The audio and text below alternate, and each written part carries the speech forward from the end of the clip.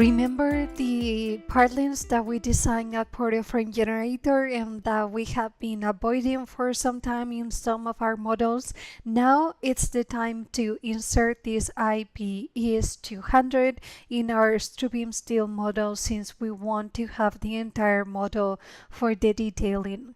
To do that, we are first going to make sure that at the libraries of elements at Strubeam Steel, we have those IP series, and for that we access the section library, and for these I sections we access any IP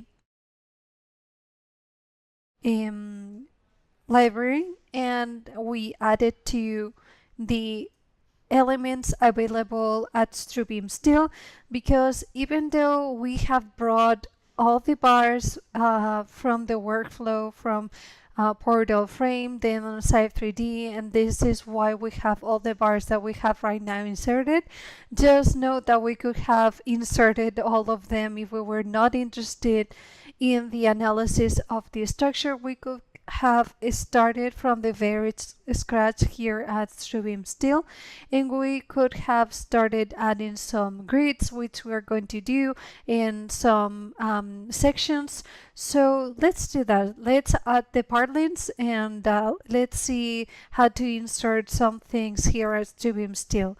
So to add any new bars, I have clicked here at section, and we're going to select the same steel that we use to analyze the partlines with at Strubeam at CYPE-3D and the Portal Frame Generator, and we're going to start to insert IPs-200.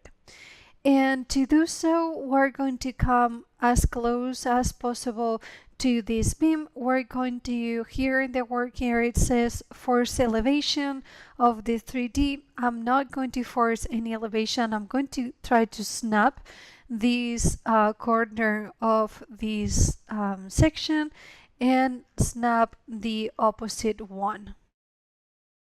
So now you can see that we have inserted in our Strubeam model an IP-200, and I think it's going to be more even clearer now the options that we previously used with the angle sections, because this is obviously has been inserted according to the global axes, but doesn't have the same angle as our slope of our roof. So using the same operations that we used earlier, we're gonna see what they actually did. So align section with the plane, we're gonna click on the section and then confirm with a right click, and then select the top flange of this section, and just like that we can now see that the beam is very much parallel to the plane of the slope of the roof. Now we're going to select level section face with plane, and we're gonna bring this section accessing the bottom of the bottom flange, and confirm with a right click, and then we're going to select the top of the top flange of this other section. So now we have brought it on top of it, and we could move this so it is not hanging over, but it is at the edge. So it says select a group of elements, right click. Now I'm going to select the first point, and I'm going to move it to this corner. So just like that, with a few operations, we could have our first partline inserted. And now to repeat this same section and using the same slope and everything, we're going to use this copy operation. So if we select copy and we select the section, if we remember clearly, the separation we used for the analysis was 0.3 meters. So that's exactly what we're going to do. We're going to slide a little bit in this top flange, and we're going to select 0.3 meters. Don't worry, because we're going to repeat this multiple times, but you can see that it follows the slope and everything. So next up is going to be 2.6. So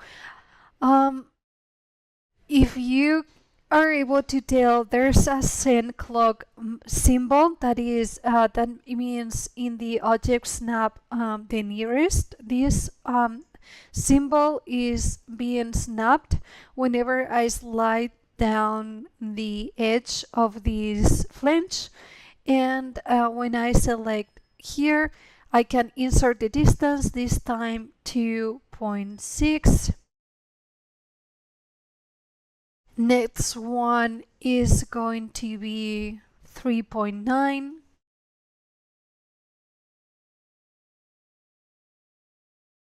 And afterwards it would be, if I'm not mistaken, 5.2.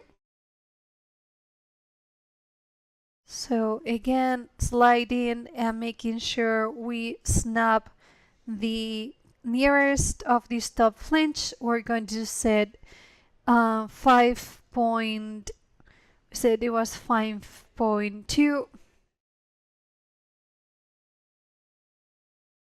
and we have a few more to go. So let's keep adding 0.3 meters, 6.5, and 7.8. And there's no more space for another one, so that's going to be our last partlin. Okay, so let's move a little bit just in case we have made some mistakes. I can clearly see that we have inserted one right here. To delete any elements, we can click here on delete. We select the bar that we want to delete, and then we just confirm with a right click. And that's our model, and we already have our partlins already inserted. So I believe we have all the bars that we're going to need in our model.